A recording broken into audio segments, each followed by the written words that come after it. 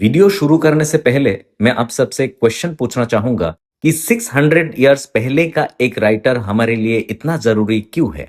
Hello and welcome to Gurukul. In this video we are going to have a brief discussion on Geoffrey Chaucer. Like the basic formats of the videos of Gurukul, we are going to discuss Geoffrey Chaucer with these 5 major aspects, where we will discuss the necessity of studying Geoffrey Chaucer, and then we will discuss a biographical context of Geoffrey Chaucer, and then we will go through styles and innovations he made during his career. And after discussing the major contributions he made in the field of literature, we will conclude this video with some important questions. Please note, you can download the PDF version of today's lecture from the link given in the description. चलिए अभी शुरुआत में पूछा गया उसी सवाल से आज का वीडियो शुरू करते हैं कि why should we study a man who wrote before 600 years? और इस क्वेश्चन का बहुत ही सिंपल सा जवाब ये है कि जेफरी चौसर को हम बेसिकली 2 प्राइमरी रीजंस के लिए पढ़ते हैं। पहला है the contributions he made in the field of language and literature. हमें पता है कि उन्होंने इंग्लिश लैंग्वेज का इजाद किया था। And along with that, Geoffrey Chaucer is the first person to write in the language English.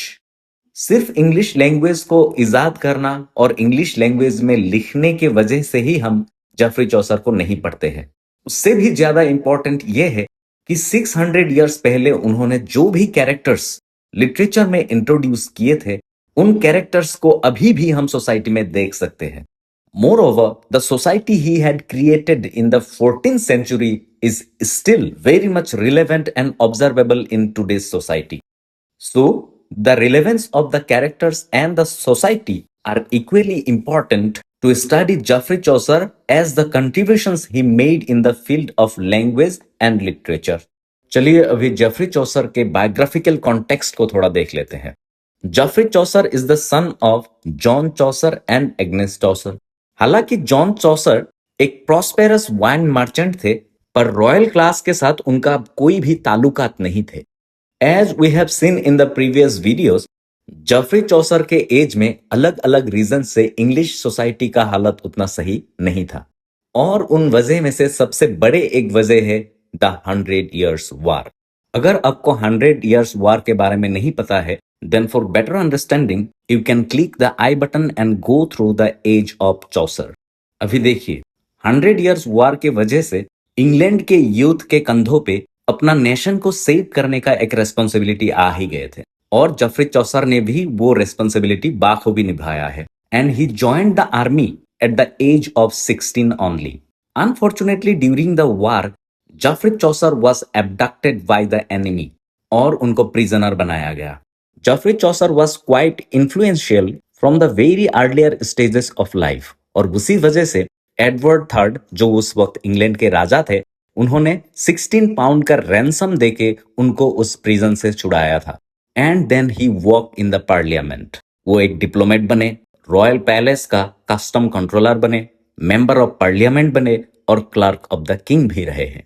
Although Geoffrey Chaucer was not an aristocrat by birth, हमें पता है Geoffrey Chaucer is a son of a wine merchant, but through his work he shaped his life to an aristocratic level. और शुरुआत में वो एक poet थे ही नहीं, he was more of a civil servant who wrote poetry in his spare time. अभी देखिए, अलग अलग एंट्रेंसेस में एक सवाल बहुत बार आया है कि name the writer who witnessed the reign of 3 different kings. और उसका जवाब है जेफरी चौसर, क्योंकि इंग्लिश लिटरेचर में जेफरी चौसर ही एकलौता राइटर है वो witness the rain of 3 Kings, namely Edward third, Richard second and Henry fourth. Jeffrey चौसर was the first person to write in English, hence he is regarded as the father of English language and literature as well. और इसी के साथ साथ important ये भी है कि he is regarded as the first poet of English literature. He is regarded as the first storyteller, and he is the first poet to bury in the Westminster Abbey. Geoffrey Chaucer's grave is regarded as the foundation stone of Poets Corner. Poets Corner वो जगह है जहाँ पे England के most of the important writers are buried. Now let us move to the third part of the video where we will see the styles and innovations of Geoffrey Chaucer. Geoffrey Chaucer was a writer of irony and humor. अगर कोई भी character society के लिए सही नहीं है, then instead of disapproving that character directly, उस character के हरकतों से ही प्रूफ करवा देते थे. Geoffrey Chaucer was the master of characterization. He possessed an undefinable ability of observation. Geoffrey Chaucer सिर्फ वर्ड्स यूज करके ही एक कैरेक्टर का पर्सनैलिटी, लाइफस्टाइल, मैनर, ड्रेस के साथ साथ छोटे छोटे माइन्यूट डिटेल्स भी प्रेजेंट किया करते थे. जॉफ्री चौसर अपने राइटिंग्स में रीडर्स को मॉरली कंफ्यूज करा देते थे. वो किसी भी चीज का जजमेंट दिए बगैर वो कैरेक्टर या फिर इंसिडेंट अच्छा है या बुरा, इस चीज को जज करने का जिम्मेदारी हमेशा रीडर्स पे ही छोड़ देते थे. चलिए अभी जेफरी चौसर के इनोवेशंस में एक नजर डाल लेते हैं. हमने ये बात बार बार पढ़ा है कि Geoffrey Chaucer design the language English. Language के साथ साथ उन्होंने मीटर और रिदम को भी डिजाइन किया था. He was the first poet to use 5 stretched line consistently in his poetry, जिसको बाद में iambic pentameter भी बोला गया है. और इसके बाद आता है एक यूनिक राइम स्कीम, जिसको बोला जाता है राइम द रॉयल, जो एक 7 लाइन स्टेंजा है जिसका राइम स्कीम है ABA BBCC. अभी सवाल यह है कि इस राइम स्कीम को क्यों राइम द रॉयल बोला जाता है. And the reason is Geoffrey Chaucer created this rhyme scheme. The rhyme scheme was approved by Edward III and used by the King of Scotland named King James I. Now let us go to the fourth part of today's video where we will discuss the works of Geoffrey Chaucer. अभी देखिए, Jeffrey Chaucer के works के बारे में अगर बात करें तो उनके वर्क्स को 3 हिस्सों में बांटा गया है. The first one is early period, जहां पे फ्रेंच इन्फ्लुएंस के बारे में बातें करेंगे. Second is the middle period, जहां पे उनके इटालियन इन्फ्लुएंस के बारे में बातें करेंगे. And third was the period of maturity, जहां पे उन्होंने इंग्लिश राइटिंग दिए है. With the influences of French language and French writers, Geoffrey Chaucer stepped in the world of literature, और जिसका शुरुआत उन्होंने the book of the duchess के साथ किया है. ये एक इलीजी है जिसको ड्रीम विजन में लिखा गया है. जो पोएम्स किसी के डेथ के ऊपर लिखा जाता है उनको इलीजी कहते हैं. And Geoffrey Chaucer wrote the Book of the Duchess on the death of the wife of his patron, John of Gaunt. France में उनका और एक इंपॉर्टेंट राइटिंग है जिसका नाम है Roman de la Rose. Roman de la Rose को Geoffrey Chaucer ने ओल्ड फ्रेंच लैंग्वेज से मॉडर्न फ्रेंच लैंग्वेज में ट्रांसलेट किया था. अगर आपको याद हो कि during the age of Chaucer the church system was corrupted, and with a request of correcting the system of church, Geoffrey Chaucer wrote a long prayer entitled NABC. उसके बाद आता है the middle period, where Geoffrey Chaucer produced the most important and influential works of his career. जैसे कि हमें पता है, एक कॉमन फैमिली में जन्म लेने के बाद भी उन्होंने खुद को एरिस्टोक्रेट में तब्दील कर दिया था और एक डिप्लोमेट बन चुके थे. And during his diplomatic missions to Italy, he encountered the works of Dante, Petrarch and Decameron, and Geoffrey Chaucer was highly influenced by them. और ये इन्फ्लुएंस उनके हर एक वर्क में देखा जा सकता है. From the inspirations he collected from Dante's Divine Comedy, he wrote the poem House of Fame. House of Fame एक ड्रीम एलेगरी है, और इस ड्रीम में चौसर को एक ईगल उठा के लेके जाता है और एक हाउस ऑफ फेम में ड्रॉप कर देते हैं, जहां वो 3 तरह के लोगों से मिलते हैं. First, men who wants to be famous by doing nothing. Secondly, he sees a group of men who works to get fame. And the third type he mentioned was a group of men who believes in work without having the desires of getting famous. Geoffrey Chaucer concluded this work with a note that everything and every deed of mankind is being recorded by the God. उसके बाद आता है the longest poem of Geoffrey Chaucer, Troilus and Cresside. This poem has an inspiration from Boccaccio, और अगर आपको याद हो तो इस पोएम को जेफरी चौसर ने जॉन गावर को डेडिकेट किया था.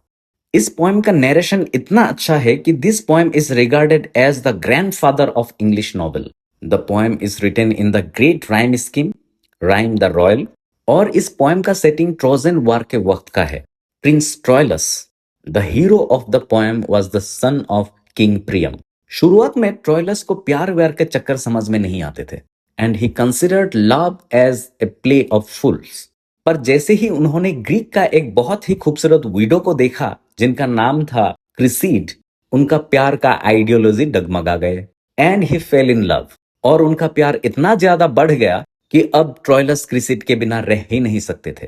तभी एक खबर आता है कि the father of Criseyde was defeated in the war, और अभी ग्रीक कैंप में क्रिसीड का जरूरत है। And Criseyde left Troilus with a promise that she will get back to him within 10 days। पर प्यार तो प्यार है, कभी भी हो सकता है, किसी के साथ भी हो सकता है। और उस ग्रीक कैंप में क्रिसीड को एक डियोमेड्स नामक एक चार्मिंग वॉरियर से प्यार हो जाता है। और जब ट्रोइलस को इस धोखेबाजी के बारे में पता चला, देन ही fought in the wars by seeking his own death. फिर आखिरकार Achilles the great warrior slit his throat.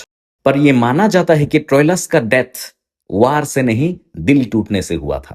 And because of all these reason this poem raised a question on the dignity of women. अभी देखिए, Geoffrey चौसर एक बहुत ही ज्यादा influential writer थे, और उन्होंने अगर वुमेन के बारे में इतना बुरा लिखा है तो undoubtedly he hurt the sentiment of the women.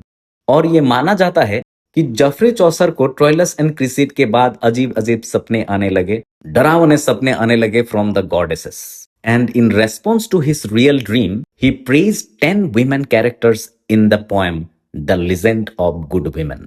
और जब कोई राइटर अपना ही आइडिया को पलट देते हैं और उसका बिल्कुल ही उल्टा लिखते हैं, तो उस कॉन्सेप्ट को बोला जाता है palinode. The legend of good women is a palinode of the poem Troilus and Criseyde. क्योंकि ट्रोइलस एंड क्रिसीड में उन्होंने वुमेन का एक बहुत ही बुरा साइड दिखाया था, और लीजेंड ऑफ गुड वुमेन में जॉफ्री चौसर ने वुमेन का अच्छा साइड दिखाया है। On the occasion of the marriage ceremony of King Richard and Anne of Bohemia when they were only 14 years old, Geoffrey Chaucer wrote The Parliament of Fowls. Geoffrey Chaucer used the scheme of the rhymed royal in this poem. Geoffrey Chaucer के जो mature period है, जिस period में उन्होंने English लिखा है, वहां पे सिर्फ और सिर्फ एक ही लिटरेरी प्रोडक्ट निकल के आया है जिसका टाइटल है द कैंटरबरी टेल्स। हालांकि ये एक अनफिनिश्ड पोएम है, फिर भी इस पोएम ने मीडिएबल इंग्लिश सोसाइटी को बहुत ही खूबसूरती से प्रेजेंट किया है। Canterbury Tales exam point of view से बहुत ही ज्यादा इंपॉर्टेंट है, इसीलिए द कैंटरबरी टेल्स का एक डेडिकेटेड वीडियो बहुत ही जल्दी अपलोड किया जाएगा। There are some important questions given on the basis of today's discussion. आप इन क्वेश्चंस को अच्छे से देखें और अपने से ही सॉल्व करने की कोशिश करें। Thank you.